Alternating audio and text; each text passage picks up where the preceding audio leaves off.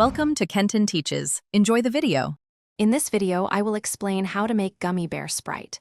This fun and fizzy treat is surprisingly simple to create at home. First, you'll need to gather your main ingredients: a bag of your favorite gummy bears, a can or bottle of chilled Sprite, and a microwave-safe bowl. The quality of your gummy bears will really shine through, so pick ones you love. Now, let's get those gummy bears ready. Take approximately 100 grams of gummy bears and place them into your microwave-safe bowl. Heat them in the microwave for about 15 seconds at a time, stirring well after each interval. Keep doing this until the gummy bears are completely melted down into a smooth, syrupy consistency.